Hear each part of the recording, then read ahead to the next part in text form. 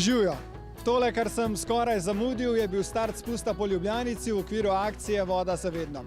Vendar pa ne gre za klasično prireditev, pač pa 24-urno preizkušnjo. Časa imamo torej več kot dovolj, grem vprašati, kakšen je namen.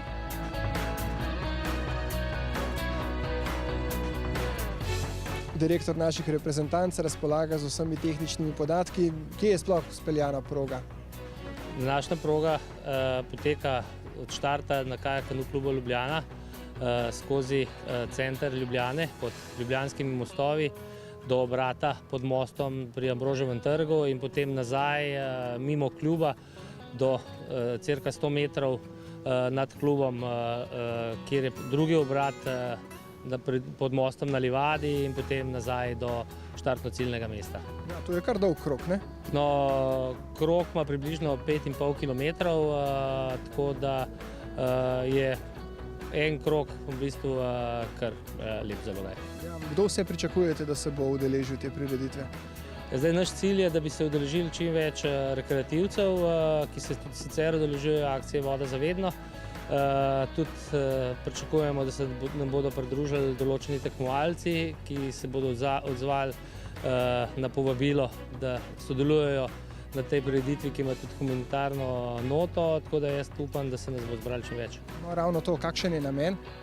Ja, namen te prireditve je poleg tega, da želimo spust Voda za vedno narediti nekoliko drugače, kot smo ga delali v prejšnjih letih, narediti nek nov izziv, je tudi ta, da bomo del izkupička iz prijavnin in pa donacij namenili za nakup čolnov in opreme za programe kajaka in za invalide, s katerim pričenjamo v tej sezoni. Nekaj krogov na 24-urni prireditvi na Ljubljanici so dodali tudi člani naše reprezentance v spustu, ki jih po Evropskem prvenstvu sedaj čaka še svetovno v sprintu, ki ga bo med 14. in 16. junijem gostil Solkan. Sklepne priprave naše izbrane vrste na najpomembnejšo tekmo sezone so v teku. Moči bo dovolj, prepričajte se sami.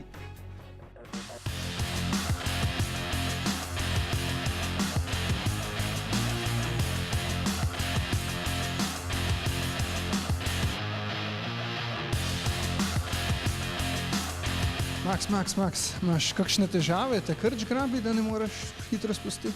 Ne. To je zdaj naš v bistvu zadnji princip oziroma koncept treninga na pripravah na svetovno prvenstvo.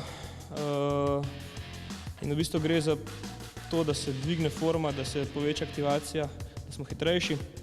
In v bistvu to naredimo s tem, da uporabimo ekscentrično in koncentrično mišično naprezanje. Mi poznamo 3 vrste. Koncentrično, to je tisto najbolj poznano pumpanje, in statično, samo držimo na miru, in pa ekscentrično. In ekscentrično je v bistvu tisto, kjer proizvedemo največjo silo, ampak je taka sila, ki v bistvu ne moramo mi zadržati, lahko samo počasneje spuščamo oziroma kontroliramo spuščanje. Se fantje kdaj tudi primerjate, kdo je najbolj močan? Vedno. Le kdo bo najmočnejši na svetovnem prvenstvu? Naši progo v Solkanu dobro poznajo, sploh branilec naslova v kajaku, ki je tu pred 17 leti napravil svoje prve zavesljaje. Idealna linija je, mislim, da je kar ena, ni nekih težkih variant, da bi mogli preštudirati kje in kako, je pa zato, ker je toliko lahka, so pa te zelo majhne nijanse, se bo teh par centimetrov odločila, ko se ti bo malo voda odpirala, zapirala. Ampak vseeno, tukaj bo glavno, se mi zdi, fizična pripravljenost, ker kaj dosti, mislim, na teh tehničnih delov ni in bo bolj fizična proga. Po kvalifikaciji grem ponavljati tam nekje na 90%, 95% in če bom tisto malo izboljšal, prišel cilj, bom videl v finalu, tako bom že vedel. Je pa cilj, da prijem, da štartam ta zadnjo, tako mislim, biti prvo vožnjo kar na polno in da štartaš kot ta zadnji in pol bo se videl v cilju, kak bo rezultat. Takole pa sta pred dnevi prvič družno zaveslala kanuista Blaž Cof in Simon Hočevar, ki želita izzivu med posamezniki dodati še skupni nastop. Ja, jaz res, da sem rad dirkam, in meni, čim je en dan pauze vmes, koliko je zdaj, ker je petek, sobota, nedela. In prvo sem se odločil, da bo dirkalo boje, ker ni problem ena vožnja več ali pa dve dirkati. To nikoli s tem nisem imel težav in se prav veselim tega ritma. V bistvu prva sva proba, sem bil jaz zadnji, pa on spredi, pa se zgodilo, da sem jaz spredi boljška, pač bolj vlečen čovn in nekako gremo tudi, če mene zabije, Simo zadnji je bolj suhne. A pogledaš kaj čez ramo, da se ne šlepa? Ne, kar slišim, da je kar grab zraven mene, tako da je kar vedeno. Treba bo še malo urediti pozicije noter v samem čovnu, ker so si sposodila čovn od Slovakov in vsak ima malo po svoje narejeno, tako da zadnje korekture bo treba še dodelati v teh dveh dneh in jaz mislim, da potem bo tudi te manjše težave, ki so bile zdaj bile odstranjene. Logika je rekel, da ciljam na vrh, na medalje, čeprav ne bi si bil upal reči, da ciljam na prvo mesto, ampak po rezultatu na Evropskem prvenstvu pa vožnjah delam dol, bi lahko rekel, da so kar eno od njih primernih za medalje. Zadostne pogoje za sklepni del priprav na sprintersko svetovno prvenstvo pa nudi tudi mirna gladina Ljubljanice. Tukaj pač delamo ta fizična priprava, imamo veliko na mirni vodi, predvsem zato, ker imamo mirno vodo tukaj. Če bi imeli tukaj bio vodo, bi zihar delali tudi na divji.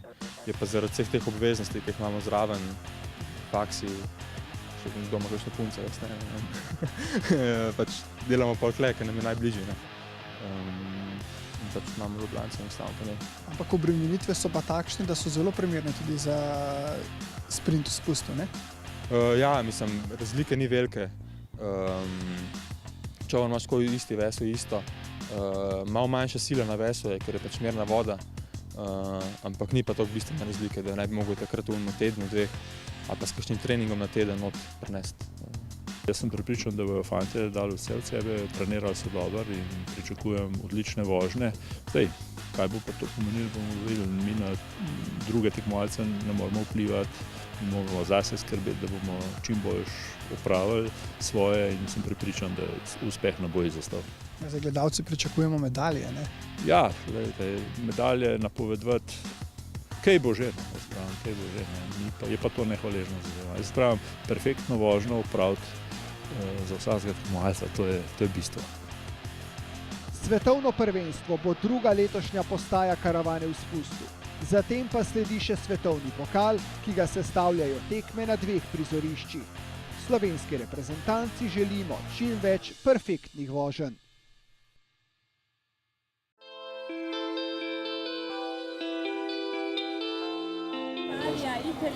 Bom kar zadrzne, zato ker danes nisem bila ne hitra, ne previdna pri kazenskih sekundah, tako da bo ta kar ta prava za danes.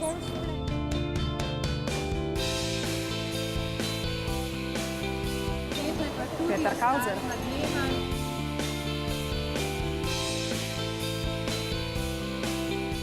Rok Kuk.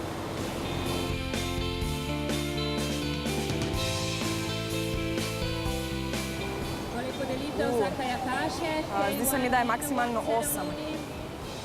Ne vem pa, koliko je najmanj. Mogoče 6 do 8.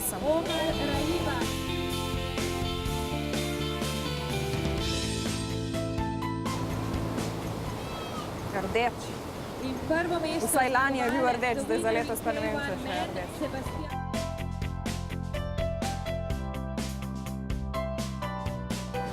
200 in 1000 metrov, zato ker, kakor vem, je bila 500 črtana, zato da je lahko 200.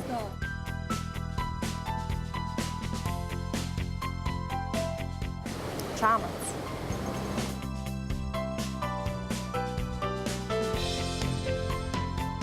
Aja, Peter Hauser, Andraž Vehovar in Andrej Jelenc.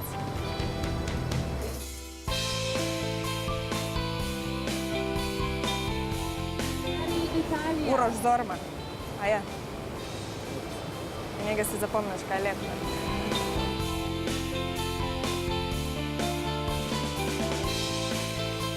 Oče Kopitar.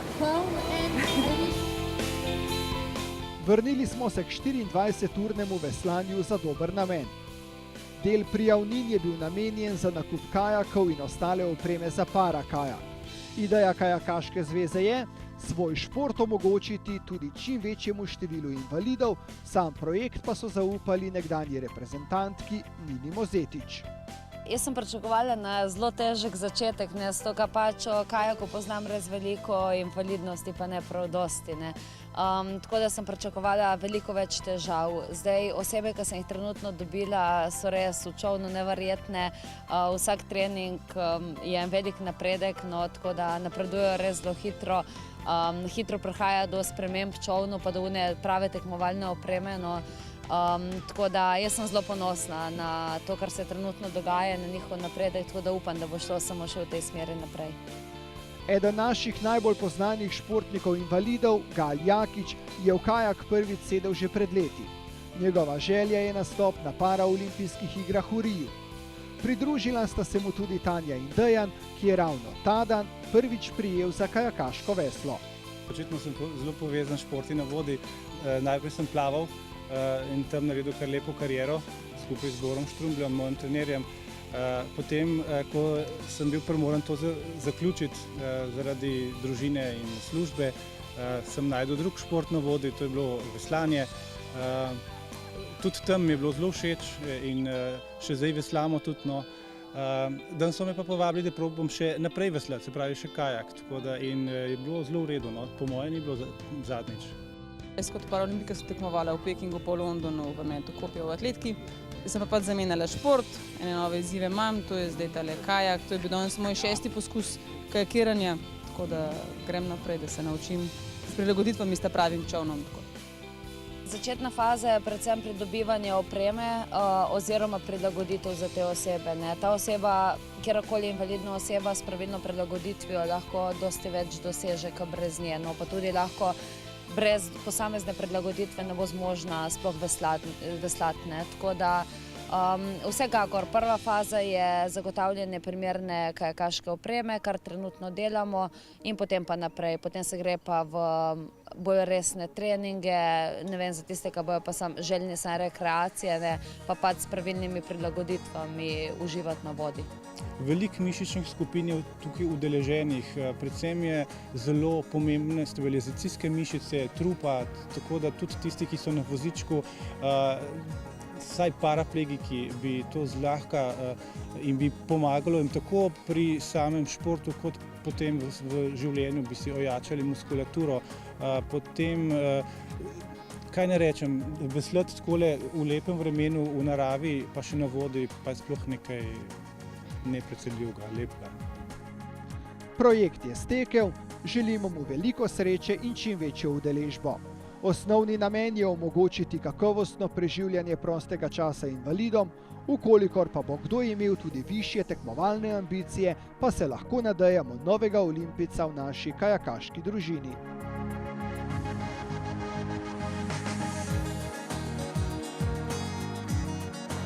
Anže, 3 sklope vprašanj imamo pripravljeni za tebe, sam izberi, v katerih misliš, da boš najbolj uspešen, Z za previdne, H za hitre ali D za drsne. Dobro. Slovaška, Italija in Slovenija, včasživa in teža. To sem zbral zato, ker nočem biti prehiter, še posebej ne na tej progi, ker bom šel mimo vrat. Predrzan tudi nočem biti kaznovan od sodnikov, pa sem raje zdaj previden, pa upajmo, da bo to to.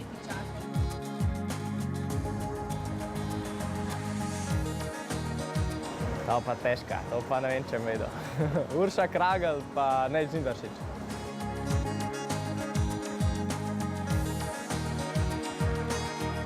Dvakrat, večkrat. Mislim, da dvakrat. 2:10 pa 91.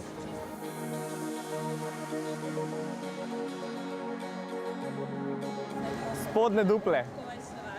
Imajo svoj lasten uvoz na avtocesto. Vse imajo, kar hočete. Beverly Hills Gorenjski. Sam spodne gamele so še zmer top, tako da jaz bom tam ostal.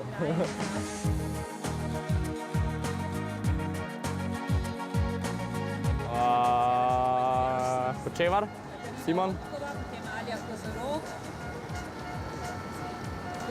A je bil?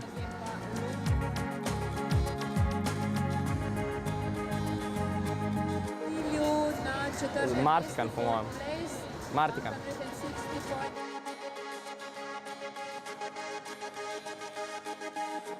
Ja, Kopitar je trener, Tamao Kopitar trener je za LA Kings. Pa ne vem, drugače jih tudi poznam. Vse so kaj, a Razinger je pa to še. No, a on je kapetan.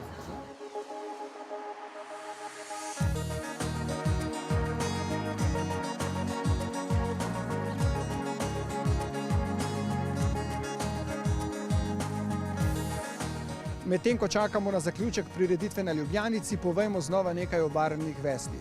Gre za evropski projekt nekakšnega licenciranja kajakašev, ki se mu je pridružila tudi Kajakaška zveza Slovenije. Gregor, v prejšnji oddaji smo že spoznali belo, rumeno in pa zeleno veslo. Kaj nas čaka tokrat? Tokrat nas čaka modro veslo v disciplini morski kajak. Ja, morski kajak na Ljubljanici, to bo. Bomo pričarali pogoje, poglej, sončna očala, nekaj soli, pa kar podsenčnih. A ti si naredil Ljubljansko morje.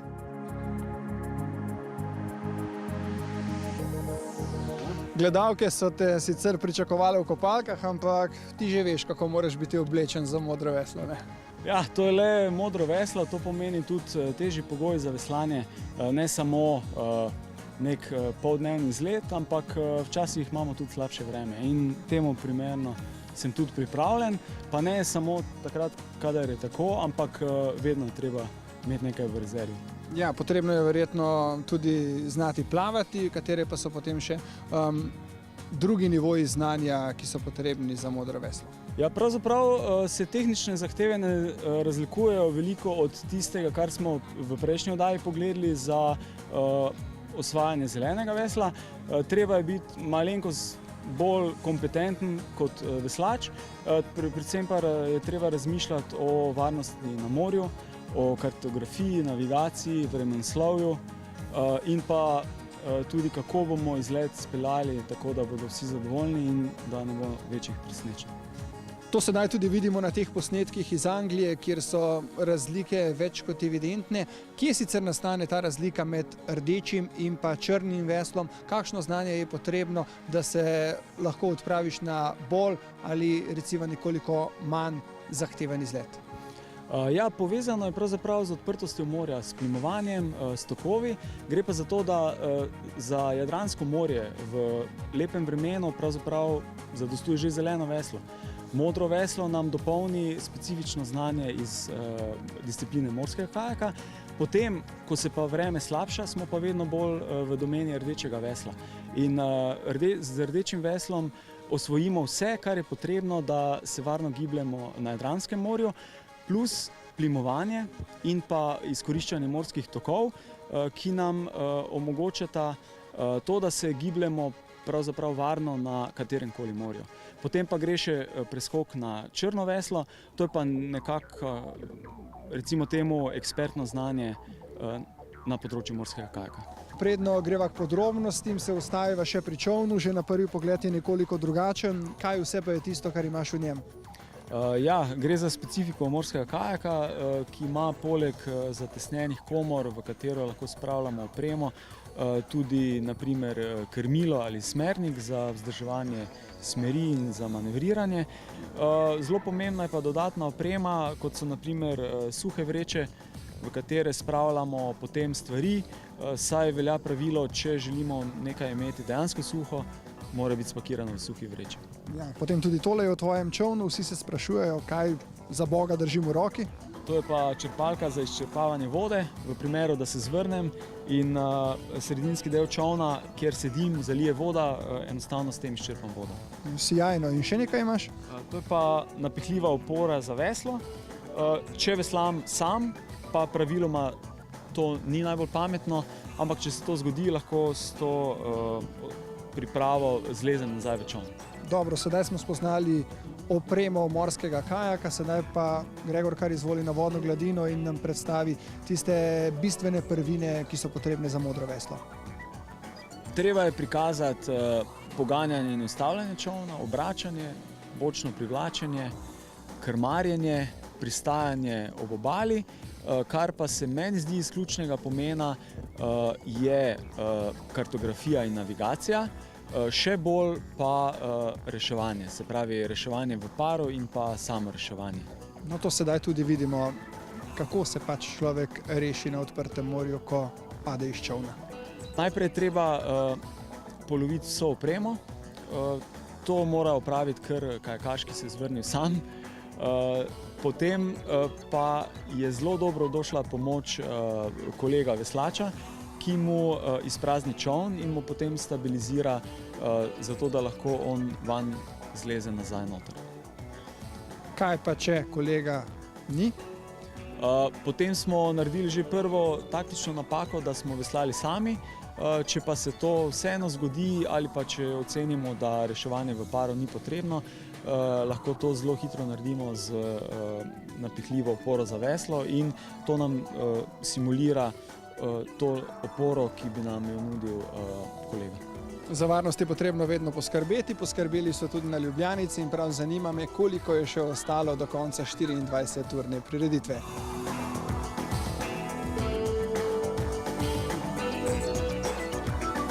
Po 24 urah je spust po Ljubljanici srečno priplul do konca. Za neprestano veslanje je zaslužnih več kot 100 udeležencev, ki so v različnih posadkah poskrbeli, da je prva tovrstna prireditev pri nas dosegla svoj cilj in namen, vsak izmed sodelujočih pa tudi lastno zadovoljstvo. Občutki so krasni, sploh zato, ker je Ljubljanica, kot jo vidimo iz tele perspektive same reke, zelo živa voda. Tudi danes poteka festival znanosti ob sami Ljubljanici, tako da je na mostovih ogromno ljudi. Reka je seveda plovna, zato je tudi precej prometa z motornjačami. Mislim, da je prav, da spoznamo tudi to razsežnost Ljubljanice in tudi Ljubljane. Navzdol greš s tokom, je lažje, na to pa gor moraš veslati proti toku, pa malo težje. Se gor malo pozmatraš, ampak je v redu. Super, sam da si malo zunaj. Zdaj pa nazaj plenice previjati pa miriti otroke. Poseben pečat tokratnemu spustu pa so dali posamezniki, ki so v svojih čolnih preživeli največ časa. Pio Lapanja je napravil kar 25 krogov, kar pomeni, da je skupno preveslal kar 140 km. Drugi je bil vodni avanturist Marin Medak, ki si je traso ogledal 21krat, tretji pa najstarejši udeleženec, alpinist in fotograf Stane Klemenc, ki je v 24 urah zaokrožil 15krat. Jaz moram reči, da je bilo čudovitno, da je tole res enkratna prireditev. In ta prireditev trdim, da se bo obdržala. Prvič veslaš z ljudmi, ki sploh še nisi veslal naprej, ker čeprav veliko poznaš veslačev, je enkratno skozi Ljubljano, skozi mesto pa nazaj. Pa lahko rečem, čudovita proga, pa ni težka, mirna je. Tako da lahko reči od najslabšega pa do najboljšega, da vse je nekaj. Ne, v kilometrih nisem imel nobenega cilja, sem pa hotel res stalno veslati, pač brez spanja. Sicer sem si vzel 2 pauzi za večerjo in za zajtrk, ampak drugo sem pa veslal. Koliko časa si bil potem konec koncev na Ljubljanici? Bene 22 ur, po mojem.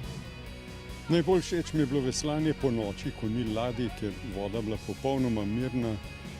V vodi odsevi številnih zelo lepih novih mostov, raznobarvnih in tišina na vodi in na bregu. To mi pusti največji vtis. To so torej ključni dokazi o uspešnosti najdaljšega spusta akcije Voda za vedno, ki novo druženje rekreativnih kajakašev in kanuistov načrtuje v soboto, 22. junija na Dravi. 24 ur veslanja na Ljubljanici je za nami, vendar pa kot vidite, veslamo naprej proti naši naslednji oddaji, ki bo na sporedu drugi torek v mesecu juliju. Tedaj bo torej na sporedu 3. letošnji Kajak Kanu magazin. Nina, umakniti se boš mogla, namo do 2. torka v juliju prišli. Ti zastoj delaš, ne? Mi pa moramo se na novo oddajo pripravljati. Joj, nikamor ne bom prišel. Bomo prestavili oddajo na 1. torek v avgustu.